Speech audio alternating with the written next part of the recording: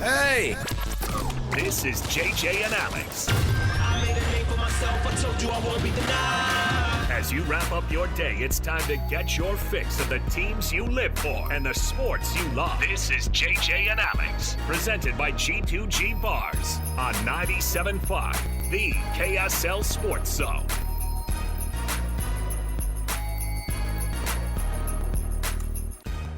Oh, nobody wants this. You and me both wearing ties to work? My heavens. Who signed up for this?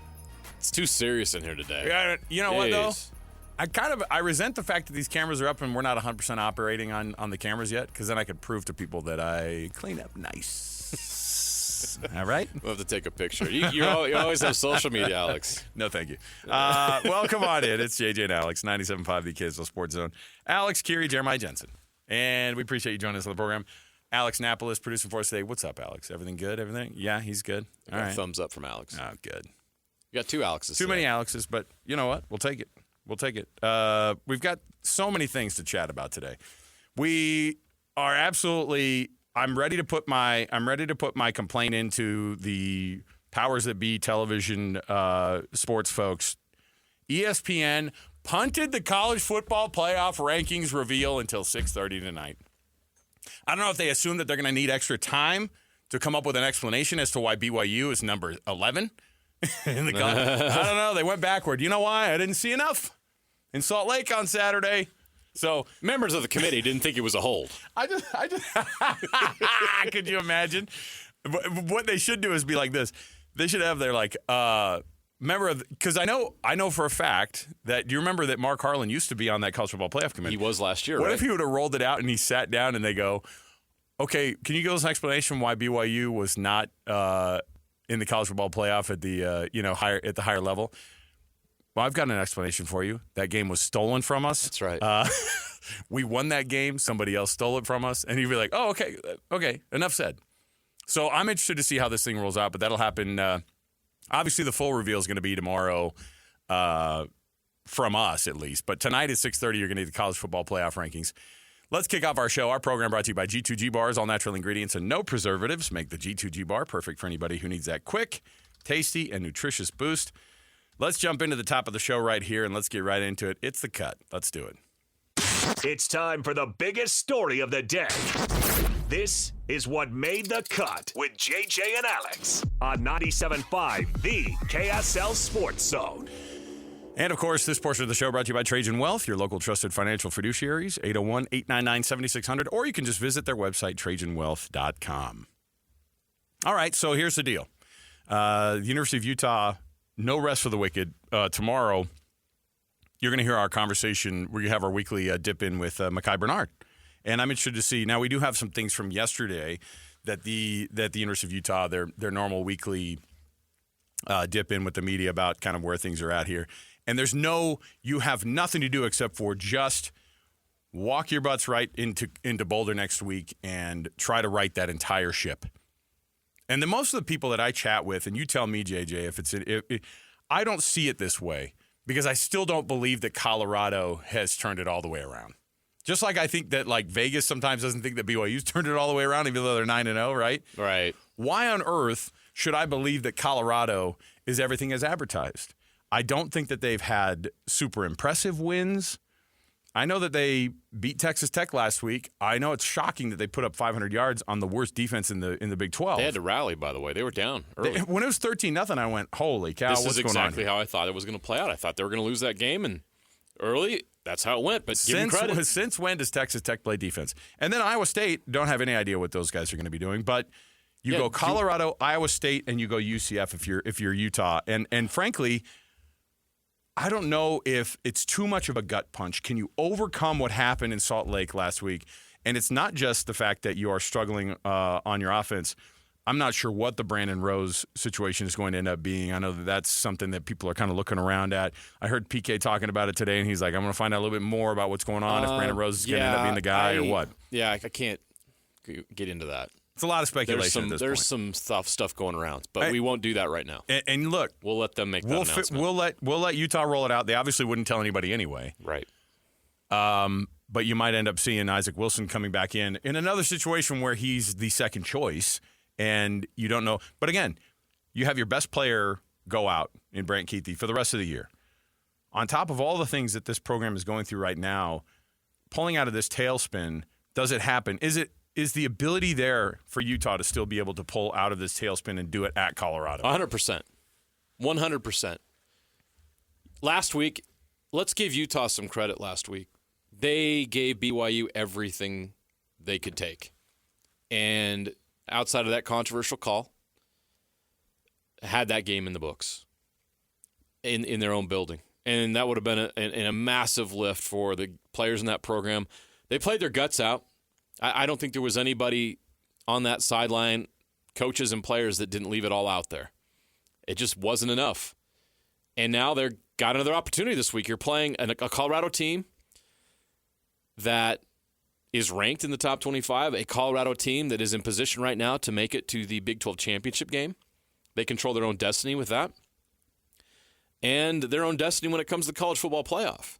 And we all know that this Colorado team right now is a hot brand, and everyone's talking about Colorado. They talk about Travis Hunter. They talk about Shedeur Sanders. They talk about Coach Prime. This is a big opportunity with big noon kickoff on Fox being in Boulder for this Utah team, just like they did against BYU, to go take another shot at a team that's up there in the rankings where this team thought they were going to be this year. And a win over Colorado on Saturday completely changes their season. Suddenly they become 5-5, and they simply have to split the last two games to get bowl eligible. And I think it would be really good for this program to get bowl eligible this year after all they've been through. There's a lot of young players that could benefit from it, but I think it would show a lot for this team to prove that they weren't going to quit. They weren't going to quit. Don't quit.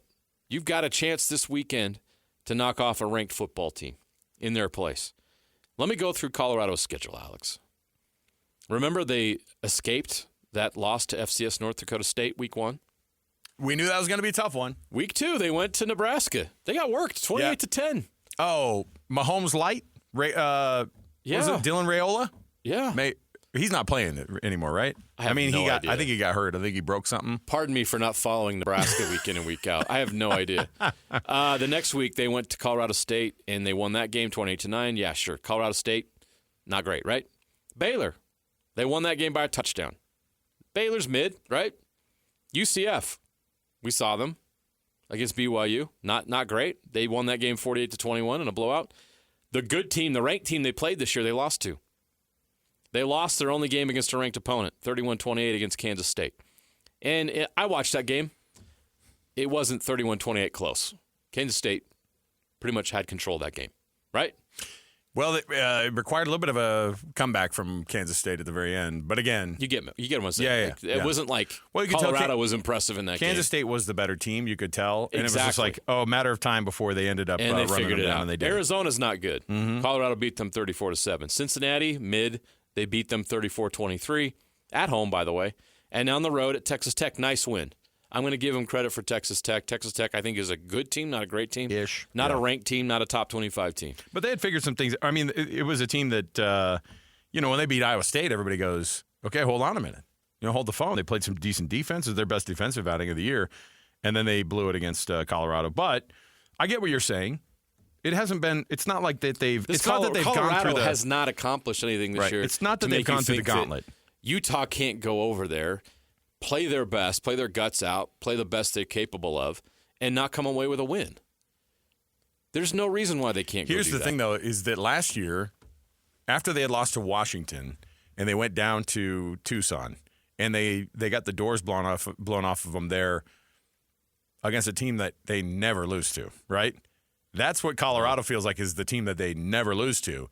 They get a gut punch like they got. And it's not just a gut punch like, man, some of our goals are gone. Cam Rising had been out for the majority of the year already, or the entire year already at that point. And Bryson Barnes was kind of doing some nice things. He was very hit and miss. There was good Bryson and bad Bryson. But there was also the idea of, okay, but you got to finish this season strong. Arizona smelled blood in the water, right? And with that blood in the water, guess what happened? Utah was sick. There was a bunch of players that had the flu they had guys. So, but this one is no excuses though. Your third string quarterback who you were planning on starting might be hurt. You might have to go back to the freshman that you've been trying to instill some confidence in and maybe just kind of get a whole reset after this year and maybe a new offensive coordinator. I don't know if What a story it would be, Alex, if Isaac Wilson goes into Boulder and leads Utah to a win on Saturday. I really hope that that's the case. That would versus be an awesome rolling out story. the Ferrari. Ooh. Rolling out Vroom, vroom. Luke Bertari, the Ferrari. Take Alex, off that headset. Settle down when he does it. He comes in against Arizona State. Arizona State came in wearing white. It was basically a white flag. No, he beat Colorado last year. Oh, it was Colorado. That was right. Oh, But we Again. all know who didn't play. Shadir.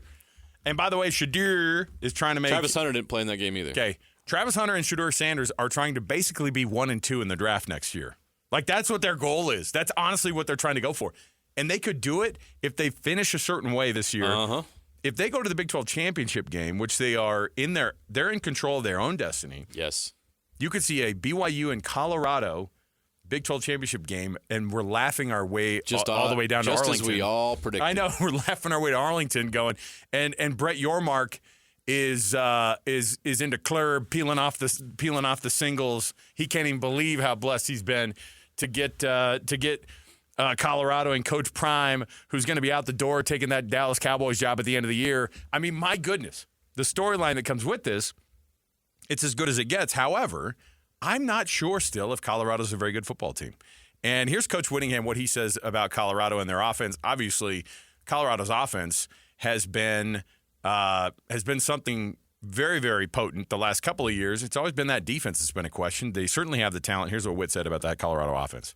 Yeah, they're running the ball a little more efficiently and with a little more frequency than last year. 330 throwing the football. But quarterback has a quick release. He's a terrific quarterback. He'll be one of the most likely the top players taken in the draft next year. And as you mentioned, not just Hunter outside. They got 3 or 4 guys they can get the ball to. So that's a big part of what they do is getting the ball. Speed and space is what we call it, getting the ball into the hands of the playmakers in space and letting them do their thing.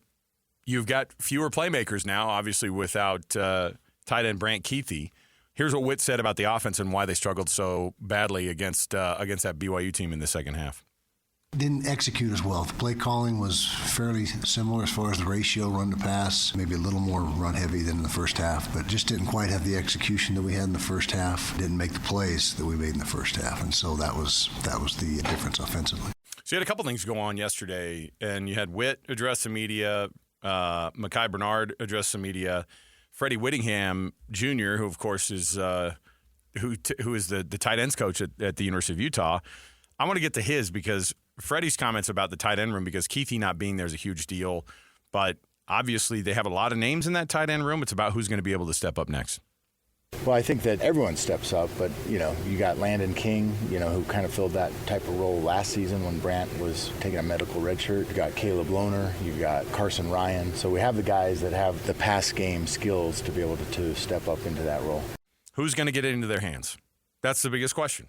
That's the biggest question. It's not just the biggest question, it's the biggest worry if you're a Utah fan, because think about where you're at right now. No Cam Rising. Don't know if they want Isaac Wilson still running this offense yet. If Brandon Rose isn't able to go, then you're down to a 4th-string quarterback, and it falls off quite a bit. Here's what Witt did say about Brandon Rose, because I know that, I think there were some impressive moments that Brandon Rose ended up having. And here's what he said about how Rose performed against BYU. I thought he provided a spark and actually played pretty darn good. The one interception he had in the second half was not his error. It was a route structure error. Had one of the receivers run the incorrect route. I thought that Brandon, for his first collegiate start and first opportunity, did a really nice job and did some good things. All right.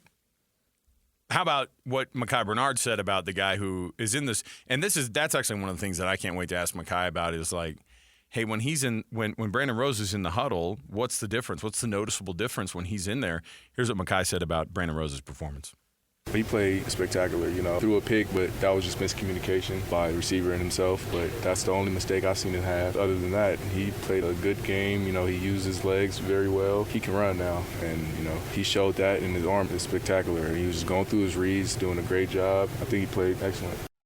All right, so there you go. I mean, at the end of everything, the personnel and whether or not you have, the personnel of who's going to be, actually playing in the game, that makes a huge difference. And if it's going to change, if you're going to be disrupted even more this week about who's going to be – look, it's one thing to have next guy up mentality. It's another to ask you to have the fourth man up mentality, right? Right, but we saw it last year. This is nothing new for this program. It hasn't been ideal. No. But they fought through it. And the more that I think about it, too, the more that I'm like, gosh darn it, this team – they fought to 8-5 last year. They have a chance to do it one more time. That's pretty crazy. But they have no margin for error left. They're already at 5. Yeah, I'm one of these guys that just wonders, exactly how this thing is going to go down for Utah, because it's not just whether or not Utah can go in there and get the win. It's what the next 3 games really is going to shape up to look like. And it's damage control on the young guys in your program too, a little bit, right? If you are so down and out, if you can't figure some things out, if you have a hard enough time trying to understand exactly, who it is that's going to be leading your team, I just think it's one of those. I think it's one of those deals that you have to look at and you go, all right, what's the best way for us to approach this? Not just to win the game, but also to make some development happen over these next 3 games. Absolutely. All right. Here's what Witt said about Brant Keithy, and obviously, stepping up in place of a guy that has been part of this program for a long time. There's a lot of emotion that goes along with it, and Kyle Whittingham doesn't have time to, think back on how difficult of a road it's going to be for him and how hard it's already been. But here's what Witt said about Brant Keithy.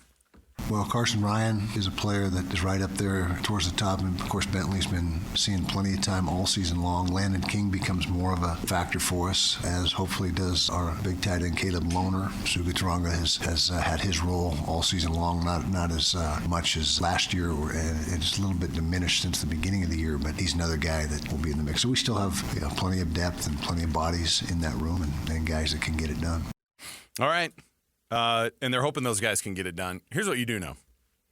The defense is healthy, right? Looking around. They were great last week. They were phenomenal. They're still the number 1 scoring defense of the Big 12. Yes. They're still a top 15 defensive team in the country. And that's going to be problematic for Colorado, who has no idea how to handle a really, really good defense. And frankly, their offense is good, but have they seen the type of competition that they've had that Utah brings into Boulder this week? That's why they haven't seen a defense this good. No, but the question is the team down? You know what I mean? Like, right. Not just the offense, but is the team down? Can they respond? I don't want there to be some. And again, these guys only know how to operate by going next game, next man up, next person, let's go.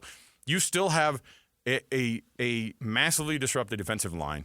You still have a linebacker group and you have by the way, you have a healthy Commitee Reed, right? Who missed how many games at the beginning of the year? 4 games. Yeah, it was a handful of games. Just half the season. And you know what? He was almost a hero on Saturday. Think about how good that defense is with Lander Barton, with Zamiah Vaughn at the corner, with your safeties, with Commitee Reed, who's that headhunter who's going to be in the NFL. Van Fillinger is going to be a mess for these guys. And that's a Colorado team that gives up the 3rd most sacks in the entire conference. Now, kudos to them. They're not dead last this year in sacks given up in the conference. So, congrats to that offensive line. And by the way, one of the offensive linemen who came over from Colorado could be getting a start this weekend for BYU. That's who came in for Braden Keim on that right, is one of those Colorado transfers. So, it's a lot. It's a lot for the Utes to be able to figure out, and I hope they can get right. If there's somebody who can dial up their guys, it's Kyle Whittingham. All right, we'll come back. More to go right around the corner. 97.5, the KSL Sports Zone. Your home for the best coverage of the Jazz, Utes, and Cougars is right here on The Zone. This is JJ and Alex, presented by G2G Bars on 97.5, the KSL Sports Zone. All right, everybody, welcome back. It's another edition of JJ and Alex, 97.5, the KSL Sports Zone. I wasn't trying to say it like that. It's another edition. Oh, we love our jobs, okay? I'm saying it's another edition. Like, we keep doing this, man. We keep going along. And by the way, it's another college football playoff ranking day. It's a Tuesday. Oh, the I can't problem wait is for the controversy. What I'm pissed about is normally we get it right at 5 o'clock, our last hour of the show. And then today, ESPN punts it to 6:30 Mountain Time, 8:30 Eastern. What's your deal, ESPN? But no matter. We'll get all the predictions and we'll get all the thoughts here from college football news editor and the guy who knows everything about everything college football-wise, Pete Futak on the program. Pete, thanks for being with us. Well, they couldn't have done this like any other time last week. Like, they dropped the rankings the split second the first exit polls and that other thing that was going on. Oh, yeah. That. At the exact same time. It's like, look, like, if your whole goal here is to promote your product, because these aren't the rankings. These are just the snapshots and exhibition. It's just them kind of testing it out. It's not like these are the final, authoritative rankings. You could have done this any other time than when the 98% of the world is all focused on, that. And so, like, even I, like, okay, they're the rankings. That's cool. So what happened in that thing? So, like, it's crazy how they're doing this. But tonight we get to give full focus to this and actually dissect it a little bit more. All right. Once it comes out, a little speculation here on your part. Who do you think is going to be the biggest winner tonight? Who could be the biggest loser? I think that we can kind of see how this is all shaping out. It's nothing. None of this matters, remember, because did you win your big games? Did you finish with 10 wins, 11 wins? Did you win your conference championship? It's a snapshot for the moment. So everyone's going to be screaming and yelling like, oh my gosh, look at there's 19 SEC teams in the top 5, and all that kind of stuff. They'd do it if they could. Well, hey, rankings-wise, well, that's going to be the interesting part about all this, because do they go by what they've been doing for the last 10 years? If they go, because in the 10 years of the college football playoff rankings, there's never been a time when an 11-win Power 5, now Power 4 team would have been left out. The only time it would have been close was the year that Cincinnati finished in the top 3, and that year Pitt was like 11-2, and they were ranked 12th. But that would have been it. So for the most part, if you're 10-2, you're at least knocking on the door. If you're 11-1, 11-2, that'll be the question if it's like an SMU or something. And 9-3, if you're 9-3 and you're Alabama or Georgia or Tennessee and you get in, yeah, there's room for screaming there. But how we can kind of see this shaping up is the sweet spot is if you're Penn State, if you're Indiana, or if you're Notre Dame, you're probably shaping up to go 11-1. And if you can go at 11-1 without having to play a conference championship, that's an extra. Then your 13th game is a home game, and you have 3 weeks off to rest. The loser is the team that loses its Power 4 conference championship because they get the extra game, could get bounced. And so this will be interesting to see how they kind of shape things up a little bit. That's actually interesting you brought up because JJ and I have been yelling about how Penn State is going boo-hoo, and yet at the same time, when they lost to Ohio State, yet it might have been the best thing that could have happened for them because they lose. They're not in the Big 12 or in the Big 10 championship game conversation. They don't even go to that championship game. They're one loss, and they're freaking Penn State. So of course they're going to be like the 5 or 6 seed, and like you said, have extra time off. I mean, my heavens, like I don't even know how to approach this thing. Well, now there's a flip side to that. So yes. So the Big Ten championship loser is probably the 5. 6 is probably Notre Dame-ish, Penn State-ish, Indiana, and that if they're assuming they all go 11-1, that's probably your 6, 7, and 8. Well, then, hey, Merry Christmas! You're a 5 seed. Welcome to probably Clemson. And then if you're a 6 seed, hey, you get a home game against Georgia. It's not like you're going to get like some lightweight. Like, yeah, you'd kind of like to have the Boise State game. But they might be a 4 seed. I know we're talking here, but honestly, would you rather play Alabama in the first round of the playoff or BYU? Like it's going to be kind of strange how this thing's going to get seeded. Well, let's talk a little bit about. I know some people may have a little bit of it because it's one that you have BYU rolled out as the number 7 team for what you think the College Football Playoff Committee is going to pick tonight. But overall, what is BYU's ultimate landing spot, do you think, at the end of this whole thing when they've played 12 or 13 games?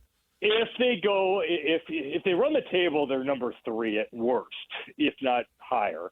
If they win the conference championship and go 12-1, I think they get into the top 4. Then the ACC team might. In that case, the ACC team gets knocked out for a 12-1 Boise State, or then definitely 12-1 BYU's in. If they're 11-2, if they blow these last couple games, then then it gets a little iffy. If they don't win the Big 12 championship, then it gets interesting because the Big 12 is not good. It's a bad conference. I mean, it's fun. I mean, everyone's having a great time. Everybody can beat everybody, but it's just not very strong. So I don't know how much respect. I think 11-2 BYU, if it loses the Big 12 championship, it's going to get really, really dicey depending on what happens with all those SEC teams. Because right now, think about it. You've got Alabama, Ole Miss, Georgia, Tennessee, Texas, Texas A&M. Two of them are not going to make it, and that's not even including a Missouri. Did I say Tennessee? There's like 7 or 8 teams, and not everyone's going to get in this thing, and all of them are kind of worthy considering their schedules that they've played. But then it doesn't feel like this in the end could be just like, yeah, well, the Big Ten and the SEC just dominate this thing just like we all predicted, and you're even hearing you said 3 losses. It gets dicey there, but then there's other people like Heather Dinich is saying today that don't count out a 9-3 SEC team. Like, what are we doing here then? What are we doing here then if this is just the Big Ten SEC Invitational? Who'd you beat? And so it depends on who that SEC team is because, honestly, BYU, what's going to be the big key is that SMU game because that's the one. You want SMU to keep winning because the committee loves it when they can point that they have a reason, when they can justify something. And so the big saving grace is if SMU keeps winning, if they at least play for the ACC championship, because they haven't had to play Clemson or Miami or any of the really good teams, then that's a pretty good feather. That's a pretty good argument for the Cougars coming into this. But that's also sort of the thing, like how does the committee are they really staring at the schedules? Because, like, for example, this Indiana thing's fun and all, but Michigan's going to go 6-6, and that's their best win. They haven't played Ohio State yet. They don't play Penn State. They don't play Oregon. They haven't really played anybody who's all that great. Army has yet to play a team that's going to go to a bowl game. And then look at like a team like Texas A&M, where Texas A&M, they don't play Alabama, Tennessee, Ole Miss, or Georgia. And they get Texas at the end. Texas does not have a win. I mean, you look at their schedule, it's Texas. Of course, not really. If they lose to Texas A&M, I don't know how you put them in because they don't have their biggest win is over what? Michigan? Michigan. There's nothing there. There's no big win. Vanderbilt? Exactly. Yeah. and they struggled in that. So it is going to be – so I don't agree with the 9-3 SEC team because there's going to be other 10-2 teams that are going to have to be left out for them. What is the Big 12's situation like as a conference? Like, where have they totally, like, because we've talked about how insane that the conference has been this year and the way that, conference apologists approach it is, oh, well, it's just so amazing, so much parity. And I think a lot of people outside of it look and they go, hey, you're underperforming as a conference here. All the people who are supposed to be at the top of this thing aren't at the top. And I know you've got an undefeated team at the top, and then you have a one-loss, Colorado team in conference play. But, I mean, do people look at the Big 12 and say, oh, this is a down year for you guys? The ACC is obviously better than you in terms of the Power 4 conferences. I know both of them stink. Look, that both can be true at once because look at the Big 12 overall. I mean, yes, part of the problem is you don't have a dominant team that everyone can go after. And that's the insane part about this is that before the season, what was the kind of the party line? Well, Utah's the best team, and then Arizona's right there, and then Oklahoma State's really good. So there you got those three, which are probably the odds-on overall favorites, and then maybe throw a Kansas State in there. All of a sudden, those three teams are the three that aren't going to make a bowl game this year. Pretty much everyone else could do it. I mean, it's crazy how this is where, it is a good conference. But you're right. Colorado is on a roll. They're playing great now. But they also got housed by Nebraska. That just doesn't look good on the overarching resume. There's just not a lot of meat on the bone there. And same thing for the ACC. It's Miami. You saw this. The Georgia Tech thing was way overdue. Miami's good, but they've been close to getting tagged, at several points this season. And look, I'm very curious to see what your after the fact take was, but they're for a let's say a call. BYU loses to a mediocre team last week, and I think the world's not really on BYU as anything major yet. But hey, look, again, their resume's not bad because of SMU right now. You just mentioned BYU, and you look at their resume, and it's as good or better than anybody in the mix right now.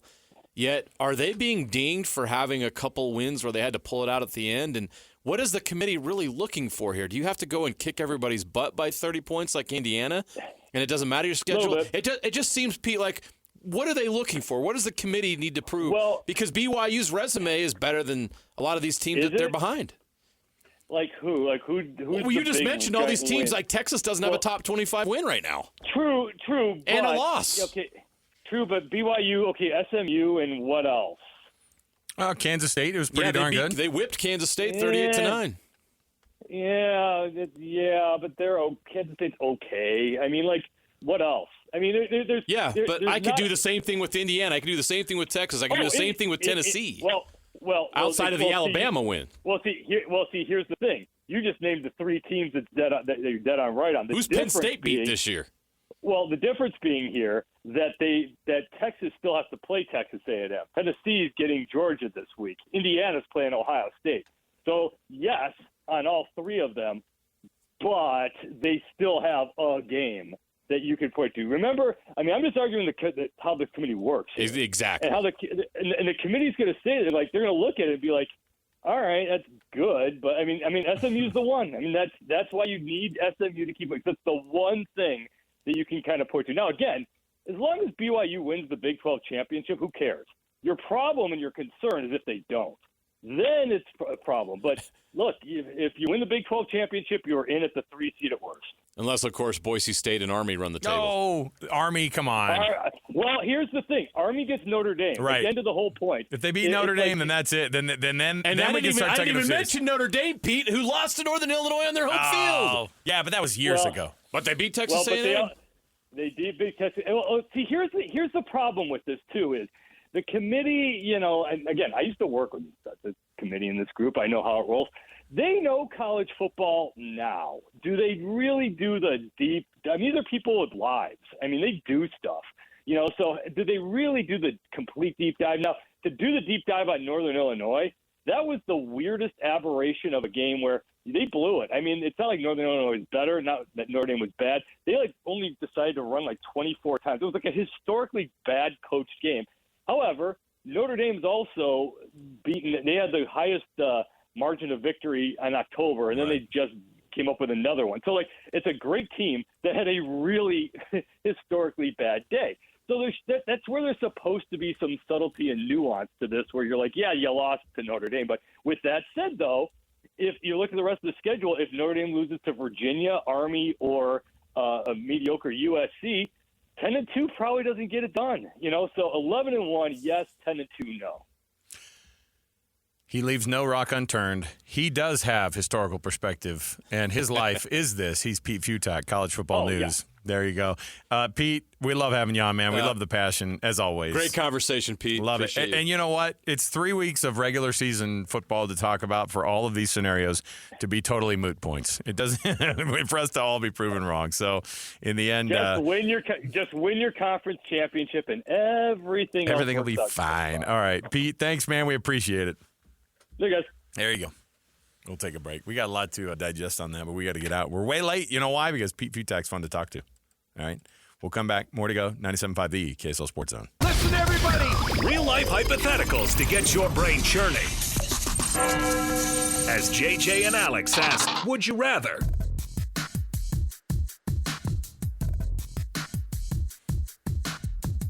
All right, JJ, would you rather see Lincoln Riley get fired? No. No. I want USC to suffer. I want them to have to keep him there for the entirety of his contract. You're right saying no. Pay him every penny. You're right saying no because the next one for sure. Okay. You're going Sorry, to. I jumped the gun there. No. Or have Mike Tyson beat Jake Paul to bits. Oh, now I'm confused because I really want Jake Paul to. I know. That's what I'm to get it. Oh, I was going to say. I thought you were going to say take it to Iron Mike. I was about to disown you. I mean, come on now. The face tattoo is like losing some. Can we touch that thing up, or does he not want it touched up anymore? Is he hoping it's just naturally going to fade away? I think he was hoping that maybe later on in life he'd be like, talk about bad decisions. I know. I mean, Mike Tyson's made plenty. Probably not the worst decision he's ever made, but it wasn't a good one. No, and that was Weird Mike. There's Iron Mike, there was Weird Mike, and now we got really fun older entrepreneurial Mike. Yes, stage at Las Vegas Mike, stock market Mike. Come on, I'm telling you. I want nothing more than to see that smile wipe off of Jake and Paul's face. Now I tune into Instagram to get wisdom from Mike Tyson. I want what nothing. a world we live in. I just don't think that a 60-plus-year-old can. He's not your normal 60-plus-year-old. I know, and I want to see one of those uppercuts. Did he just beat the crap out of somebody in some kind of fight, like in the last 5 years? You mean not on TMZ or something, or like there was like caught wasn't on there something he did recently? I don't remember. I don't know. I just know that when they show his videos of him training, it's still terrifying, and I love it. And Jake Paul needs to be put in his place. All he's doing is signing up fights with people who he thinks are just going to be on in their years, inferior to him. And frankly, so far it's been the case. He only picks the fights that he thinks are going to be the ones that. Good news is I already have Netflix, and so I get to watch it. Do you have to pay extra? Do we have to upgrade or something? No, if it's on Netflix, it comes with it. Good. So you can do that, you can watch a fight, and then you can watch him in The Hangover. When you're done. How convenient. Yeah. Hey, let's put together a fund to touch up that face tattoo for Mike Tyson, huh? Maybe that's why he's doing this fight. He needs some new ink. Pay for the tattoo removal. All right. We got more to go right around the corner. Stay with us. 97.5, the KSL Sports Zone. It's time to take you inside the huddle. Here we go. Straight from the source. This is the Players Club with JJ and Alex, featuring Cougar offensive lineman Connor Pay on 97.5, the KSL Sports Zone. All right, everybody, welcome back. It's another edition of JJ and Alex right here, 97.5, the KSL Sports Zone. You can always join us on the program. Our show is brought to you by G2G Bars. All natural ingredients and no preservatives make the G2G Bar perfect for anybody who needs that quick, tasty, nutritious boost. And joining us, as he always does, during game weeks because he's full of integrity, he is Connor Pay on the program here with us, offensive lineman for BYU. And I would say also, out of the boot, Connor, I saw you in the boot on Saturday, but you look like you're pretty spry in that thing. Yeah, I'm out. I'm ready to rock and roll. So pretty excited about that. Got a fun phone call today from the surgeon that my CT looked fantastic, and said obviously I'm on like a 3 or 4 day build leading up to the game because you don't want to just go in there cold turkey. That's how you hurt something else. But we walked through a build schedule throughout the week that's gonna let me take a lot of practice reps, and so yeah, I'm gonna be playing on Saturday, so I'm pretty fired up about that. That's awesome, great news, congrats, Connor. We're excited for you. You're gonna get back out on the field. Before we talk about the game Saturday and the one coming up next, what was this experience like for you? An injury mid-season. I always find it interesting to talk to athletes who have to go through adversity. What did you gain from this experience that's made you better?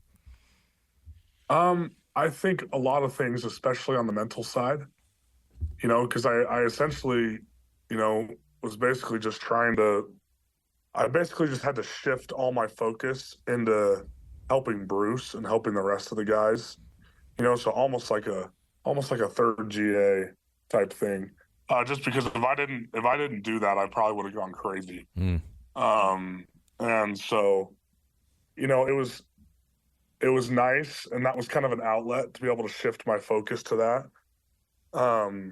But it's obviously it was difficult, because you want to be there for your teammates so badly. And, especially it kind of came to a head too on Saturday. When I walked out onto that field for pregame, I was like, oh my gosh. I went up to one of our team doctors and I said, if I asked you to shoot it up, would you do it? and they were like, no. And I was like, come on. They're all, dude, you've seen way too many movies. Oh, my goodness.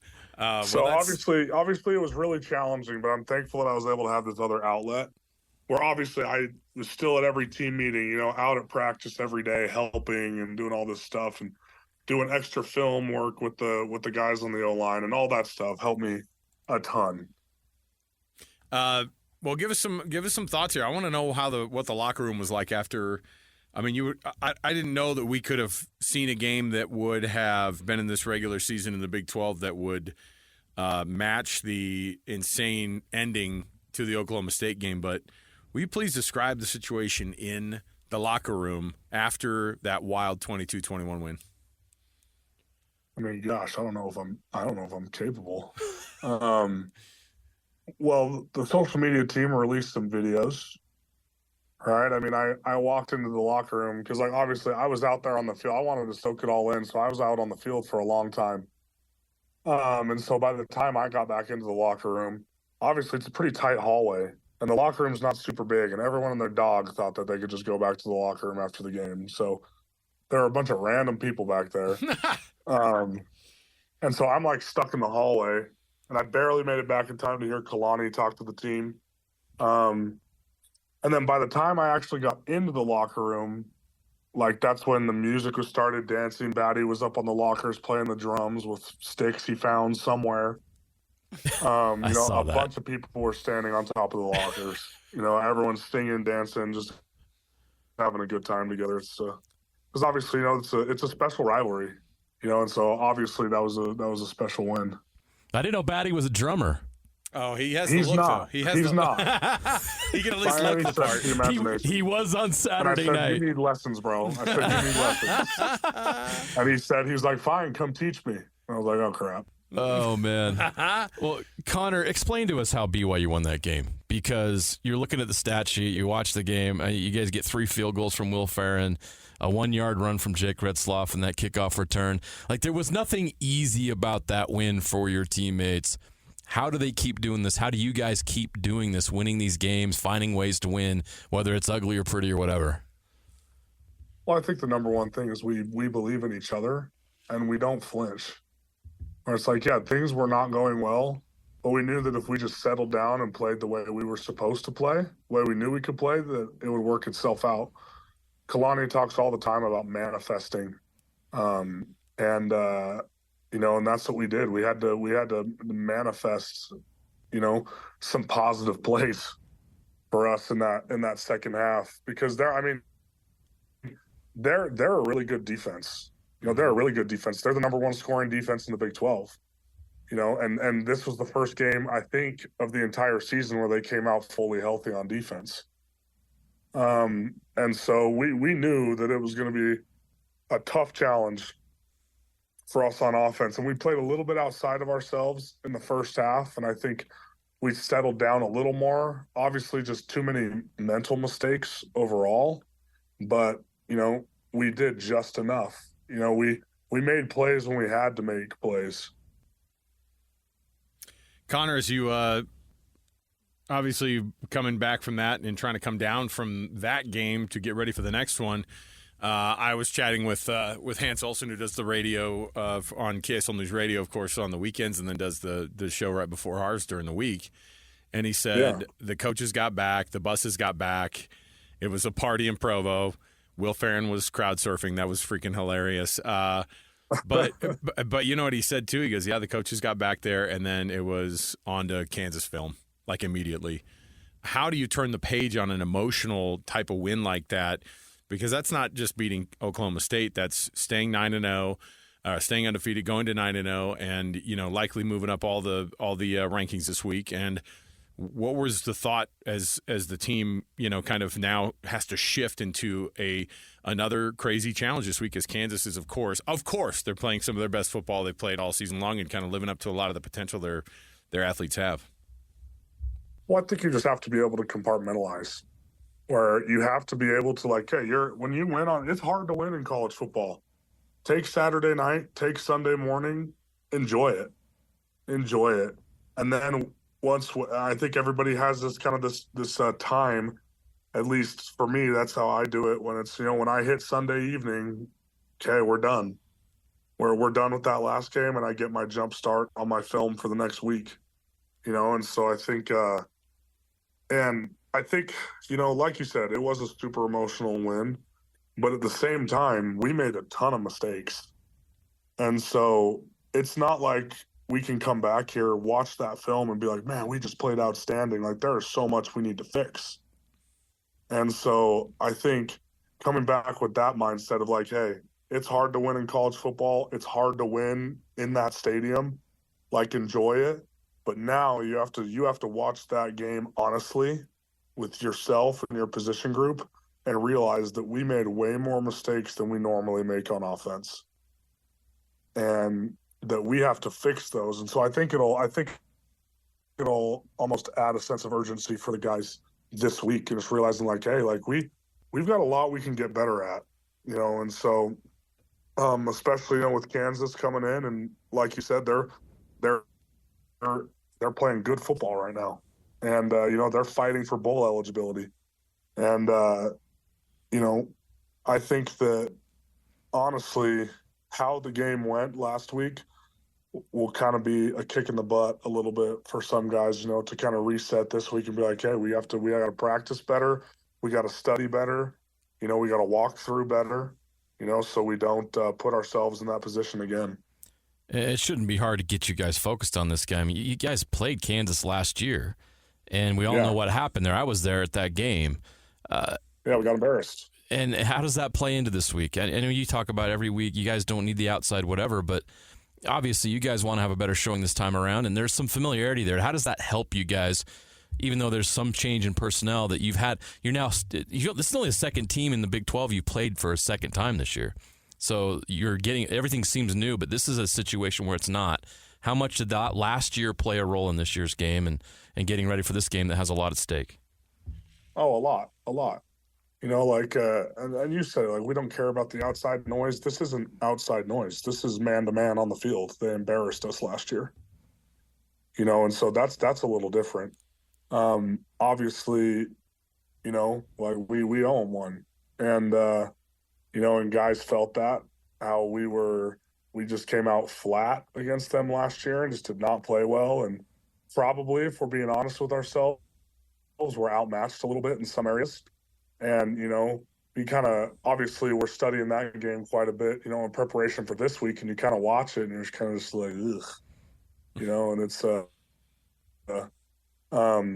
there definitely some feelings of wanting to rectify what happened last year.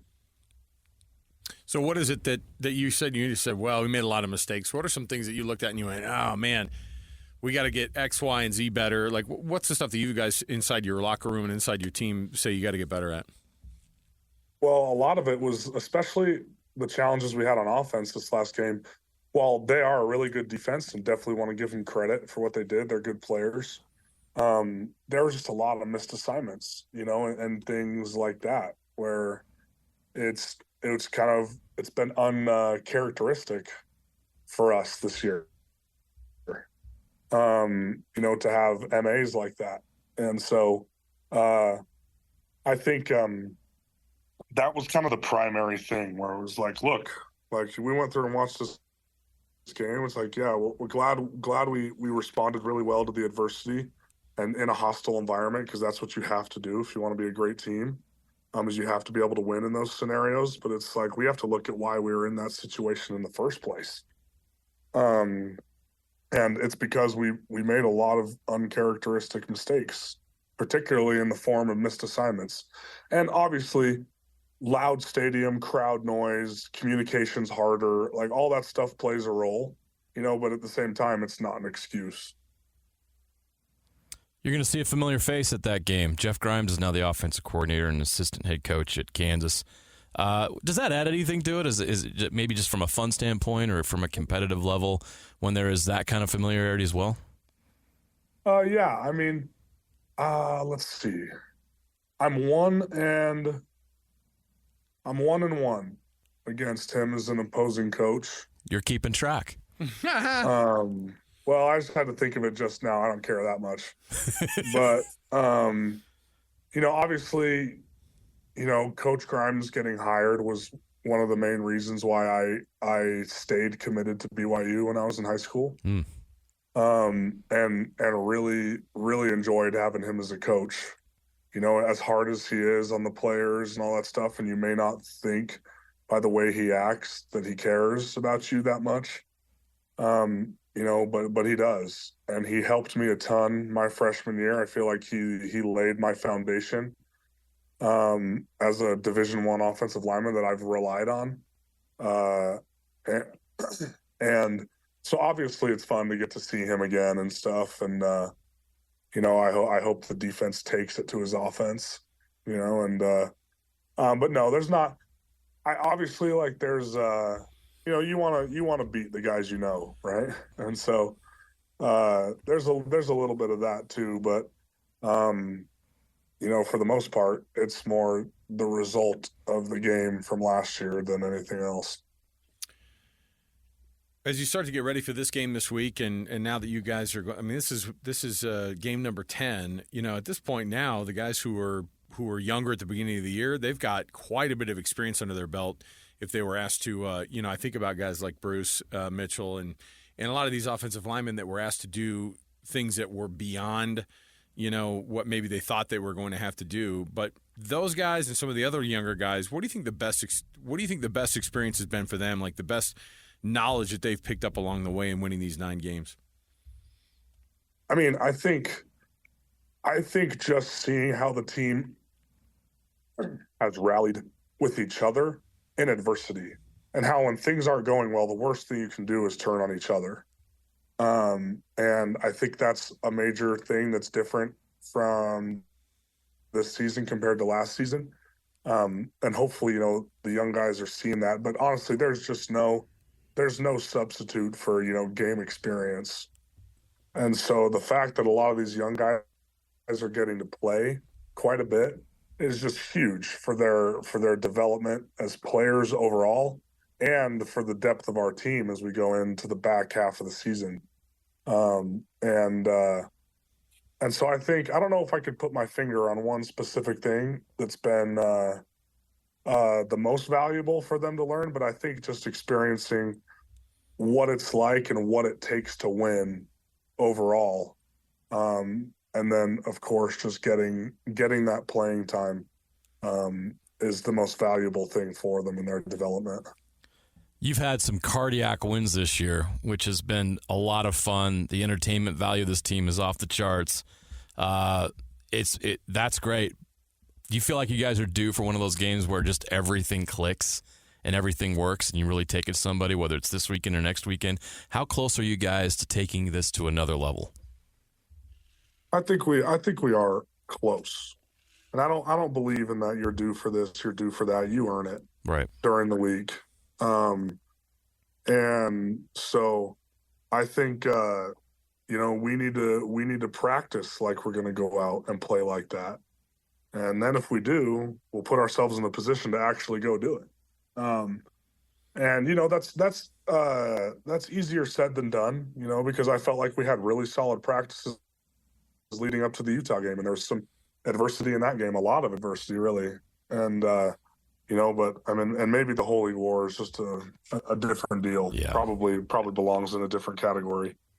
But I think we have to go out and prepare like that. If we want to play like that, we have to go out and practice like it. So that's what we need to do this week. Can I just share with you I know you guys don't think about what all the other national guys and things say, but you guys are anywhere from projected to, be a number 2 seed in the college football playoff to, I think there are a couple of people that have you guys on the outside looking in just based off of, how crazy things can get over the next 3 weeks. But one of my favorite projections was BYU hosting a first round game, because I think they would think maybe if you guys were 12-0, you go to the Big 12 championship game, maybe you lose it, but then you still retain a seed. You would host a game at LaVell Edwards Stadium, and my favorite one so far was Notre Dame coming to LaVell Edwards Stadium on December 21st. That would be like, do you think about the possibilities of how wild this college football playoff thing could take this whole crazy season that's been already a wild ride to the next level? I mean, that's what you want to do, right? That's ultimately what you're competing for, is a chance to compete at the highest level for a national championship, and that's obviously been expanded this year. So, but again, like I've said many times before, that stuff will take care of itself if you can handle the business that's right in front of you. and so, like right now I'm sitting in the film room. I haven't left the facility yet. I don't know when this airs, but it's I haven't left yet tonight. And so I'm focused on being where my feet are, and winning right now. I want to make sure that I have a jump start on this film, because I'm probably, I'm not going to take any live reps tomorrow, just get my feet back under me a little bit. So I need to make sure that I make up for that with mental reps here in the film room and in walkthrough. And so that's where we're focused on right now, is how can we win the day? How can we win the minute?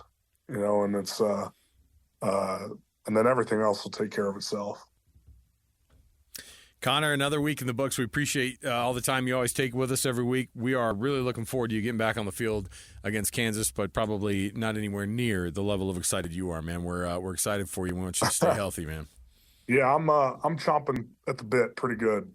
So I'm really excited. I'm really grateful to God, first of all, for allowing me to recover this quickly and this smoothly. I think it's I don't know. I'm sure there's a stat on it somewhere. Someone's got it, but I don't know how many guys were able to break their foot mid-season and only miss 4 games. Yeah, it's crazy.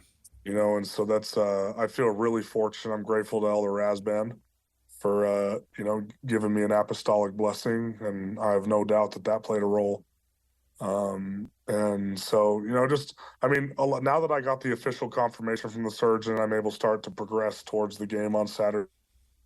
I'm just really grateful. It's been I worked really hard to make sure that I'm in shape still, because I know a lot of people are going to be concerned about that. People have already messaged me on social media and stuff, and will tag me on things on Twitter and stuff like that. And like, you better you're going to be out of shape and all this stuff. First of all, I don't know why they're talking to me, but you're reading it. Matters. You're reading it. But yeah, no, I do see it. Not everything, obviously, because it gets to be a lot. You're not searching it out, but you're going to run into it. It's just how it is. Yeah. You're 9-0. People are going to talk. It's going to come across to you. Right, exactly. And so, I just worked really hard. I've done everything that I'm allowed to do. I've kind of pushed the limits on what the surgeon would allow me to do in these weeks, and the training staff and the strength staff have kept me in really good shape. There was some really unique ways for me to retain my muscle mass that we've talked a little bit about. Mm-hmm. Obviously, there's nothing like football shape. So while I've been hitting it really hard, swimming in the pool, on the assault bikes, all this stuff, obviously I need to get a few reps under my belt this week and get in football shape again. But I'm really grateful to everyone around me who's kind of made this all work, and so can't wait to be back on the field, man. I'm fired up, obviously. All right, we'll catch you on Saturday. Cougs and the Jayhawks, we're probably going to slide to another 8:30 late kick-ish time, so we'll be pushing a late Saturday night. But I think the LaVell Edwards Stadium atmosphere is oh my gosh, absolutely rocking, man. So we're looking forward to it. It's going to feel like Kansas State again, which is pretty cool. Absolutely. All right, man, we appreciate it. Thank you guys, man. Yeah, congrats, appreciate Connor. You. Glad you're going to be out there. Can't wait to see you back on the field. Good luck. Thank you, guys. Connor Pay, every week right here with us on the KSL Sports Zone. You can go back and listen to that as well. We'll get that up in podcast form in just a few moments. We appreciate you. Appreciate Connor Pay taking all that time. All right, we'll be right back. More to go. 97.5 the KSL Sports Zone. All right, welcome back. 97.5 the KSL Sports Zone. Alex Curie, Jeremiah Jensen. Thanks for being with us on the program. I know that we're going to get Tim Lacombe on here in a second, and I know we're going to talk some Utah Jazz. I might sneak a Jaeger Demon question in there. Hey, no problem. I was just watching Kansas play Michigan State because no basketball season would start off right without tournaments all over the place, and including teams like Michigan State and Kansas and all of them. Kansas is number 1 in the country. And Duke and Kentucky. Oh, my goodness. Oh, by the way, Duke and Kentucky, they had this. They put the matchup on the screen. Yeah. And we'll get Tim Lacombe, your pre-half and post-game show host here on the Jazz Radio Network. Coach Lacombe, what's going on? What's going on, fellas? How you doing? We just saw they just flashed up the matchup between Duke and Kentucky. You know who the 2 players who they had up on the screen was? Cooper Flagg, of course, from Duke, and then Mark Pope. Those are the two faces they showed from the two You programs. don't have one player from the Kentucky program you can put up there with Cooper Flagg? But I thought, what a wild time. Mark Pope back in Kentucky. Kentucky. How about that? It's insane. It's great. It's really cool. It's awesome. And yet this Cooper Flagg guy, you've watched him a little bit. What makes him so dang special? Because I haven't seen somebody that smooth in a long time. It's really, this new age of 6'9", 6'10" that play like a point guard. And I heard you teasing Yegor. I mean, it's the same type of thing. These guys are, they played so many games. They're so far ahead of where players used to be. The development is, in terms of just reps. They get so many reps through 9 through 12 in the, not just the school, but obviously the summer, getting so much development. And yeah, these guys, they turn my head every time I see them. I went and watched BYU practice shortly after Yegor got here. And, I left like unbelievable command of the game, and think that that's obviously what he's proven so far. And I think that's what makes Cooper Flagg so great. I mean, that when you play him, you got to deal with a lot of different things that he causes. If I want to, since we're on that college topic, let's dig into Yegor a little bit more. I mean, I don't think, you were at BYU a long time and have followed BYU basketball a long time. I've followed it my whole life. I don't remember a freshman like this. This kid is special and unique, and obviously we know his background, and he is special. But what is it about him that is so special at this level? And because you don't normally see somebody that's so that has the instinct and knows how to find guys with the way he passes the ball, everything he's doing, it feels like he's so far ahead, like you mentioned.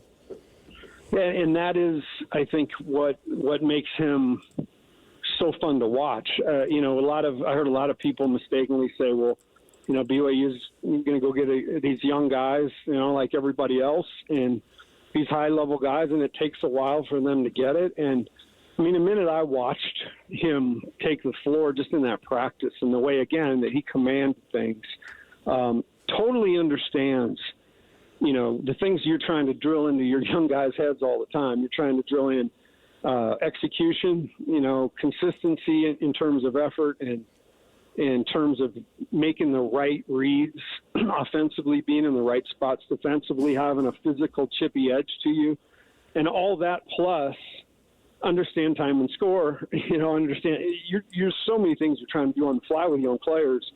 And Yegor, as you guys mentioned, playing overseas and having real detailed development is really showing. And you mentioned, fantastic freshmen. I think this is cheap comparison because they're both international guys, but I never got to see Kress play Chosic.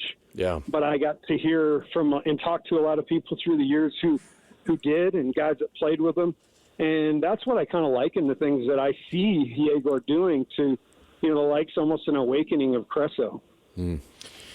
All right, let's shift a little bit to this Utah Jazz team who are facing off tonight against the Phoenix Suns. Phoenix 8-2 on the season. No Kevin Durant, though. No KD tonight on the brand new NBA Emirates Cup floor. I don't know if you saw on the Utah Jazz socials, but they put it out there, and it's got that got the cup in the middle of it there. It's got that gray kind of theme going on. It's got the cups in both keys and then one in the middle.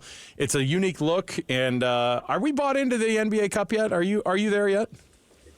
I do like it. I thought it maybe was a little bit hokey, and I don't know that in the beginning, and I don't know that winning it per se is, any kind of christening. You still got to go through everything. But what it does do particularly for young players is it puts you in a tournament mindset way early in the year, because you do see, and you will see, play ramp up tonight. I mean, guys are going to play with a little bit more urgency. I saw it, in all the years we've done it, watched that. And so I think that's one of the good things is these games go from just another of the 82 to, there's a select few of these games where we're going to change the floor, and it's going to have, a deeper meaning. And that's just, in my mind, training for what the playoffs are and they become. So I think it's a great development tool, that as well. An injury has allowed Kyle Filipowski to get more minutes, and he's taken advantage of them against the Spurs. 8 points, 5 rebounds, 6 assists, and a steal. I've been impressed with him. What stands out to you about what Kyle's doing that gives you hope that he can have a long NBA career? Well, he's he's one of those unicorn guys. He's a big who can really facilitate. So he can. By that I mean he can catch it and he can hand it off. He's really good in the handoff game. What makes guys good in the handoff game is you have to respect them as drivers. Typically you drop off on a handoff and you're given help, but you get too far into help, he can wheel around with his right hand and dribble all the way to the rim, like we saw Kelly Olynyk do a bunch. So I love the fact that he's a facilitator. I think the offense runs great when he's out there because he's also proficient shooting from three. So you're creating spacing, natural spacing that, it really helps other players. And then I just think Kyle's attitude, I was just watching him shoot and talking to a couple of our broadcast assistants that have a lot to do with the players here and there. And, just saying what a great guy he is, like just a kind dude. I mean, I love to see good things happen to good people. And, just being down there watching him shoot and hearing good things, I think there's great things in this guy's future. Tim Lacombe, the coach, is going to have the pre-half and post duties, of course, with Jake Scott on the Jazz Radio Network starting up at, you guys are just over an hour away. This is sorry to make you have to do all this extra work today, Coach. I mean, you guys are going to be on the air at 6, so we're looking forward to it, man. Well, we are looking forward to it as well. I hope you guys have a wonderful evening, and it was good to be back on with you tonight. Look at you. Yeah, we want you on more and more, Coach, so we're looking forward to it. All right, Coach, we'll talk to you again. Thanks for being with us. All right, see you guys. Thanks, there you Coach. Go. Tim Lacombe. I don't know if there's a nicer guy in this industry. Nope. Not that we work with a bunch of dirtbags, but no, Tim's one of these like guys who's like concerned about you. You know what I mean? Like he wants to know how you're doing, like for real though. And with Tim joining us, it's a Ticket Tuesday right here with us, a Jazz Ticket Tuesday. So you know what we're going to do? We're going to give out some tickets right now. Call number 12, 801-575-ZONE. That's 801-575-ZONE. 801-575-ZONE. If you're calling number 12, you get a pair of tickets to the Jazz and San Antonio Spurs at Delta Center on November 26th. So give us a call right now, 801-575-ZONE. We'll come back. We've got more to go. Don't want to miss any of it. And, of course, as always, our show also brought to you by an incredible selection of Kia, Subaru, Chevy, Jeep, Dodge, or Ram. Visit those Doug Smith dealerships in Linden, Spanish Fork. Great service starts with know-how, and nobody knows like Doug. We'll come back. We've got more right here, 97.5 VKSL Sports Zone. Ladies and gentlemen, the biggest name. You're locked into JJ and Alex with the insight and analysis on the teams you can't live without. Presented by G2G Bars. This is 97.5, the KSL Sports Zone. All right, everybody, welcome back. JJ and Alex, 97.5, the KSL Sports Zone. Welcome back to the program, JJ. Good to be back. Hey, it's a, what is it, Tuesday? Jazz Ticket Tuesday. I've got tickets to give away to the Utah Jazz. Crank up that music a little bit. Yeah, let's hear a little bit more, Alex. Let's get jacked up on some of this music, brother. We need a boost. It's for people listening driving home. Come on, man. I know we're a sports talk station, but let's give everybody a little bit of Inner Sandman Come as they're on man. their way. You go with your work day. It's time to let loose a little bit. Hey, did you just get back from your accounting job? Let's rock on the way home. I will say, try to inspire you to go to the gym. No. Go get your pump on. No, not right now. Come on. Go home, get something to eat. You Metallica can't even get you to the gym. All right. I'm telling you. Try. Well, I just, look. James Hetfield can't get you to the gym. Who can? I know. No, I'm more of a Pantera guy. Oh. When I was a kid and we were living in Texas. Cowboys from Hell? Yes. Pantera's a Dallas-based band. I'm familiar. And Dimebag Darrell. Rest in peace. Oh, he's no longer with us? Shocker. Yes. All right. Guess what? We kill off everybody I know. on the show. In about 15 minutes, we'll give out our last Passed pair away of... in 2004, Alex. Oh, geez. I'm way late to the party. It's been 20 years. Crazy. We're going to give out some more Jazz tickets coming up in just about 15 minutes here. So stay tuned. We've got Jazz tickets to give away for, I think it's that matchup against the, what did we say? It's on the 29th, I want to say. Either way. Oh, it's against the Spurs on the 26th. Oh, That's one. Look, they stole one from the Spurs in San Antonio. Yeah, I'm stealing another one from them back here at home. That'll be already the third time they've played the Spurs this year. That's kind of crazy they get those games in already. You only got 4 per Western Conference opponent, right? Yeah. So you're in a little group play. Right. They'll already be number 3. They'll already be the third time they've played the San Antonio Spurs this year. Crazy, right? That's bonkers.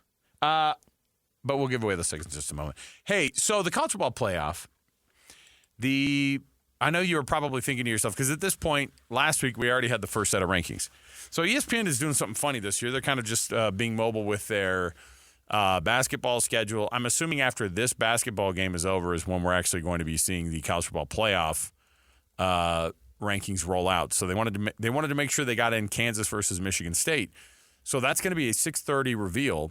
You're going to be able to get, of course, the full breakdown from DJ and PK in the morning. Usually we like to do those first breakdowns, but let's have a fun moment here, JJ, jumping in on how this thing is supposed to go for the college football playoff rankings. Most of the folks who have this one picked have BYU as low as 8, as high as 6, but most of them have them at that number 7 spot. You have that about right for that for this next set of rankings, and tonight? Of course, no. Yeah, you think that?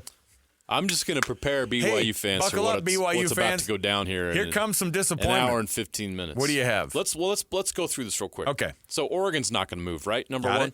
Ohio State, probably stay at number 2. Georgia's got to move. But you really believe that the committee's going to move Georgia with 2 losses below BYU?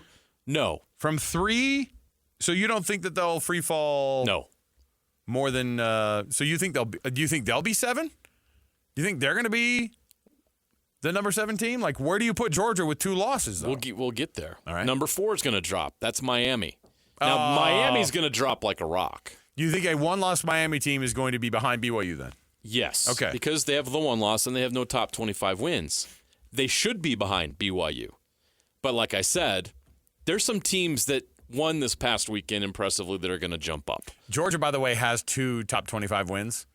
And that's what the committee's going to do. They're going to hang their hat on. Georgia's not dropping very far. Oh, boy. I know that people are going to be like, really?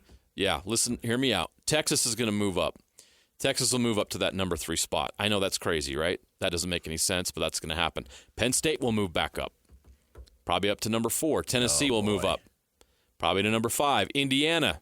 Everyone loves Indiana all of a sudden. I wonder why that is. They'll move up.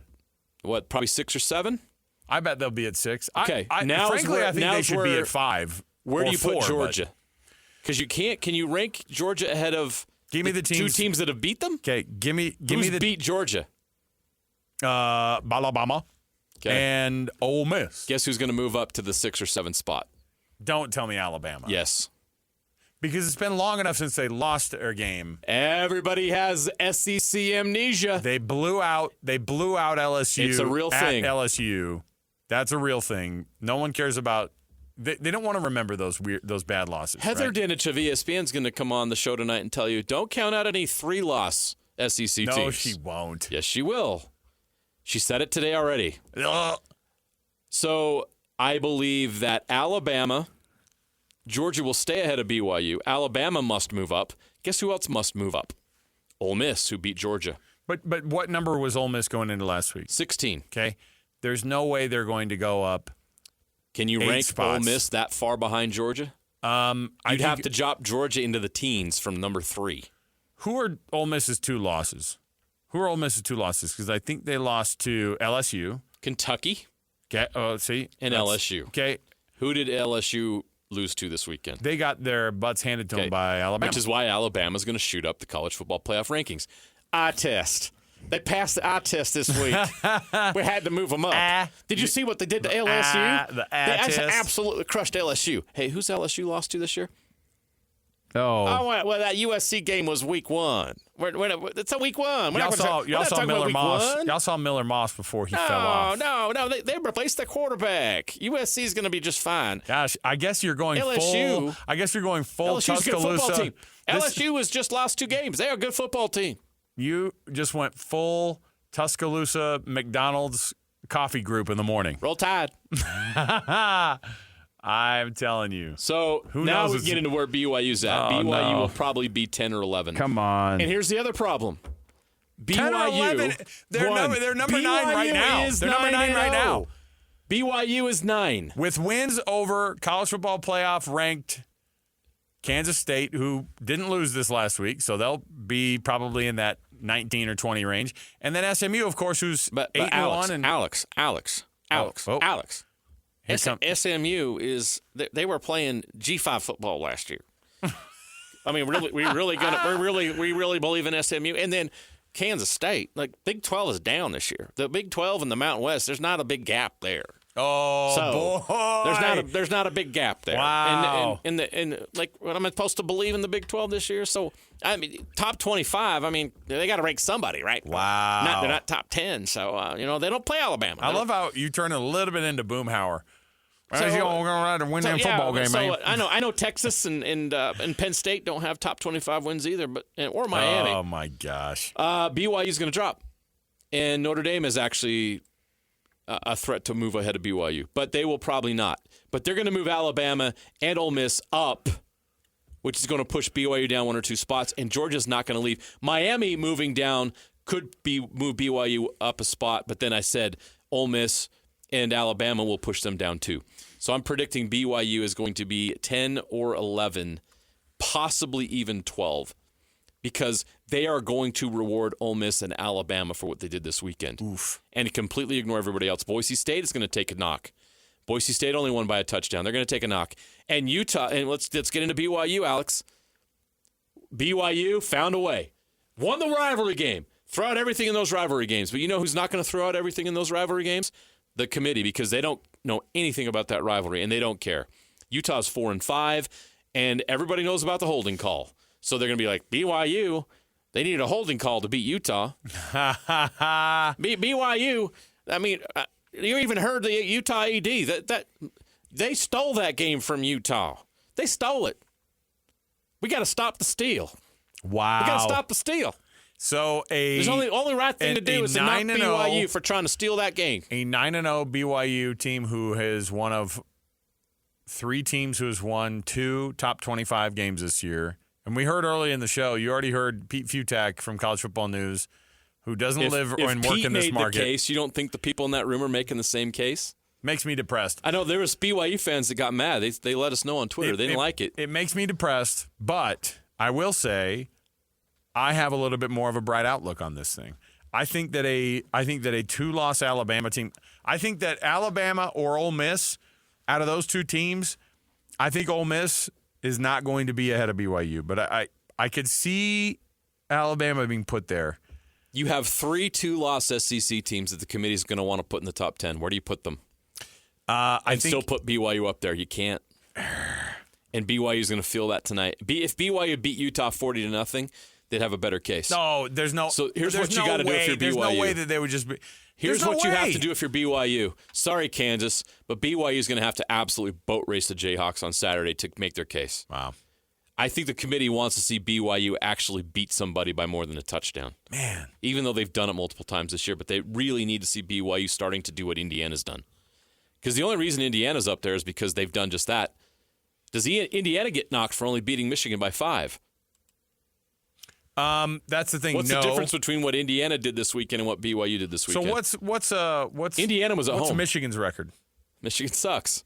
Michigan's 5-5. Are they 4-4 or what are they? Michigan? They're not even ranked. No, that's all that matters. They're not ranked. They haven't been ranked since I think week 3 because they went 1-2. I think to start the season off. Indiana squeaked by Michigan, who's not ranked. Michigan 5-4. Michigan is the defending national champions. Their brand.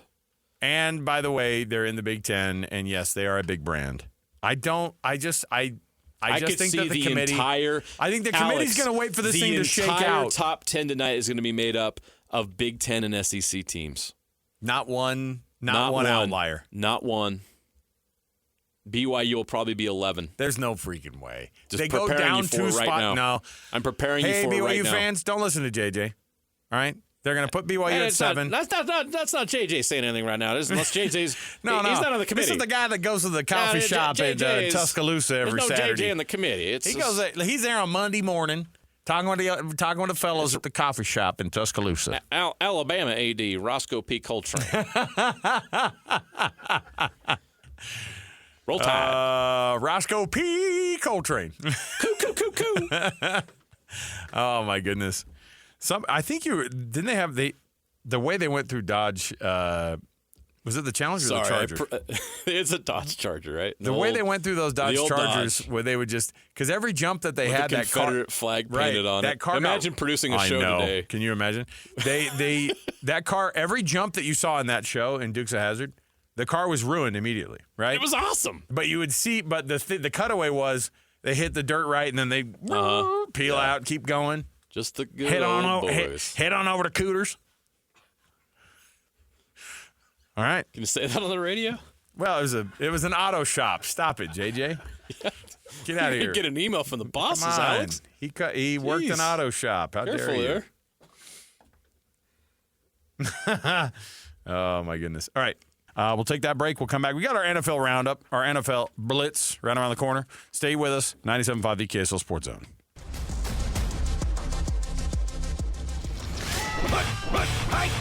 All the latest news and notes from the league and the locals in the NFL. JJ and Alex bring you the NFL Blitz on 97.5 the KSL Sports Zone.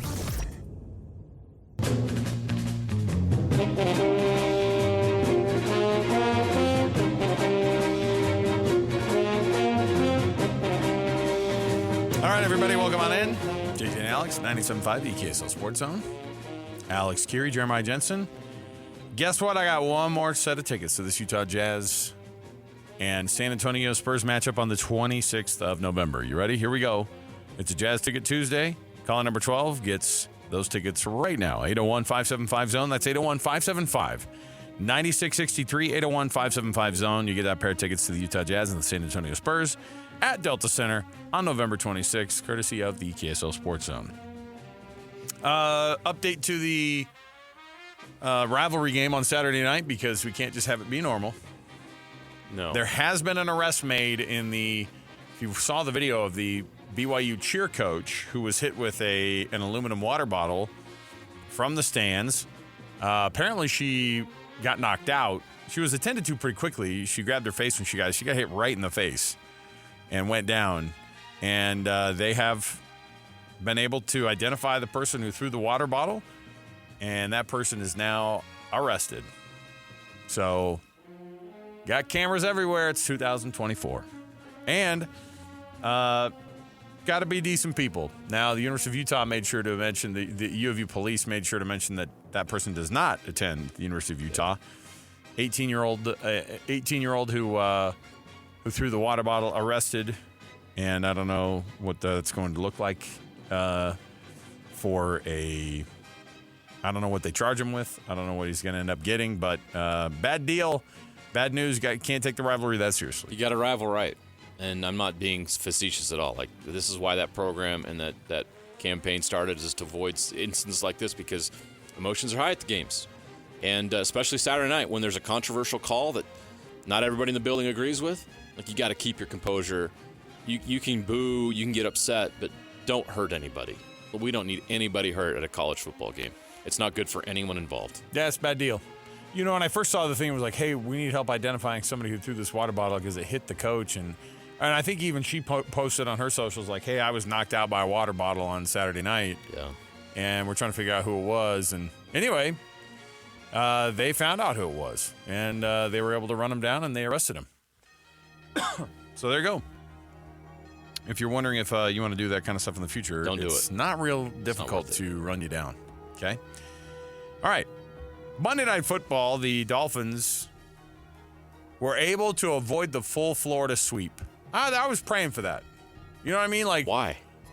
I have no idea. Just to see everybody you go pray over. about weird things, man. Listen, all I'm saying is, like, what did we say? So the college football programs and the NFL programs all went a grand total of 0-11, if you counted the FCS schools as well. 0-11 over the weekend. But the Miami Dolphins were able to make the winless weekend go away with the win over the Rams.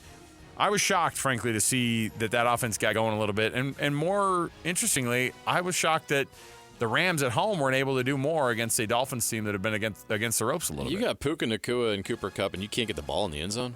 Come on, guys. I mean, Matthew Stafford. That Rams team, there's no excuse for not getting into the end zone. 5 field goals.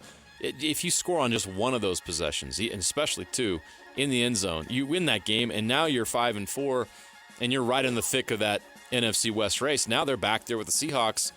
I think the Rams are in trouble. I think they're going to miss the playoffs. Hey, I don't like how you said back there with the Seahawks, right? They're right there with the Seahawks. I put emphasis on Come back there. Way back all there. the way in the back. Hey, the Seahawks are tied for 3rd place in the NFC West, okay? I would have not had, again, when you talk about things that have shocked me this year, I did not have on the bingo card the Cardinals controlling that. They're really good. That division so far. Kyler Murray's locked in. Puka did have 9 catches for 98 yards, though. He did. He had a good game. Good, nice little night for BYU's former wideout. Did you see that thing that he said about him being able to be 3 to 6 months ready for the NBA? Yeah. What was that about? He played high school basketball. Okay. He's a very confident young man. Here's the thing. We tell LeBron all the time, like, you could not just transition to the NFL. And that's one of the best athletes on the daggum planet. I don't think any professional athlete can transition. No. I don't. Do you think Puka could transition to the NBA? Absolutely not. No. Just because, hey, I was going to say, yeah. Well, but you know what? People thought he couldn't be an NFL guy, and he went in and broke every record that rookie wideouts. Do you know how hard it is to make the NBA? Like 450 people on the planet Earth. Yeah, but are in that league. It's not like we're talking about and a guy. It's an international game. We're not talking about a guy who was playing church ball. We're talking about a guy who plays in the NFL and was a second-team All-Pro as a rookie. It's a different deal, man. All right. Berlin has launched a bid to host the NFL games that are coming over to Europe beginning next year. Why not? Did you see what was his name? Ed Hochuley's kid, who's also a referee. He also Shane Hochuley? He also showed up to the gun show. Did you? Well, Rich Eisen was calling the game on the NFL Network. Yep. And he goes out there and he's like, "Und wir 5-yard penalty und." Did you hear him do the whole German? No. He called Shane Hochuley calls a false start penalty and does it in German. That's amazing. And the whole German crowd was like, "Yeah!" they're going berserk, and they were like, and then Rich Eisen nailed it. He goes, "You're gonna get a Hochuley to flex at some point." He was talking about, of course, Ed's desire to actually flex, and then Shane saying, "Hey, I can speak German." So there you go. Isaiah Pacheco, by the way, off IR. I thought that a broken leg meant you were gone for like 2 years. No. But between Isaiah Pacheco and Connor Pay, who broke his foot, and you heard earlier in the show that he's cleared to play this week against Kansas, and that foot is as rock solid as it'll get. Bones heal faster than ligaments and tendons. Crazy, man. So there you go. Just what the Chiefs needed. Isaiah Pacheco back in their back pocket. Yeah, that's what the Chiefs needed. They needed a boost. They needed something to go their way for once. All these close games, they need to feel more better about themselves. All right, we'll take the break. We'll come back. 9-0. We got more to go. Stay with us. 97.5 KSL Sports Zone.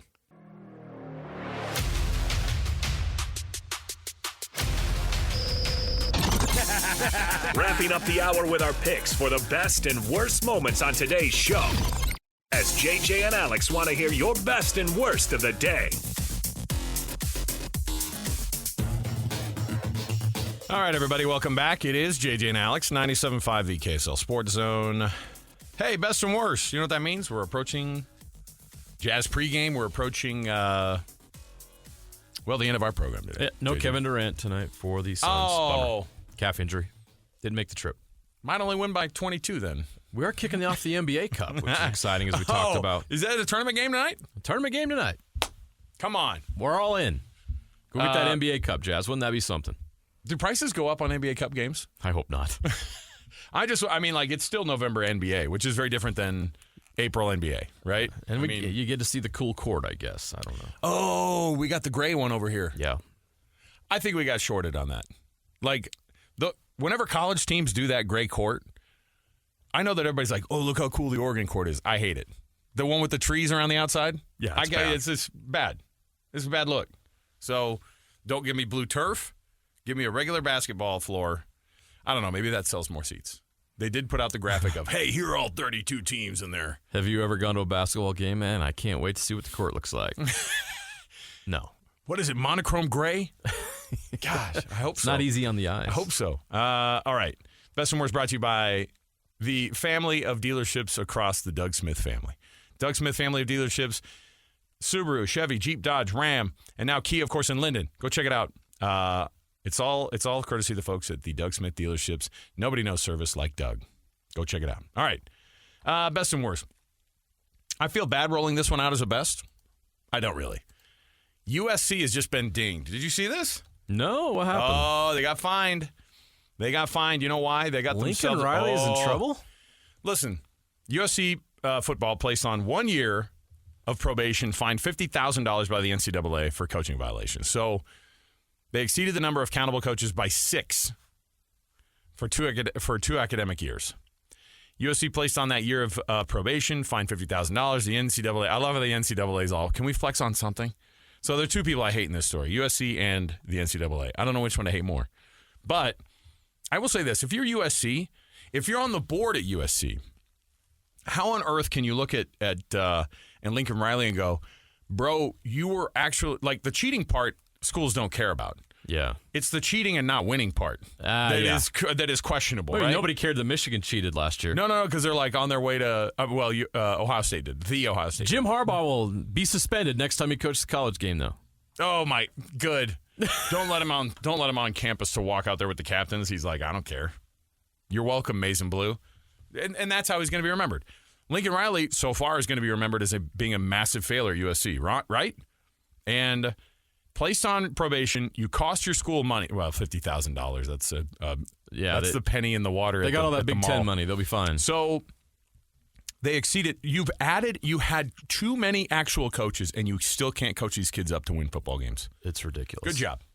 You did it. You suck, USC. All right.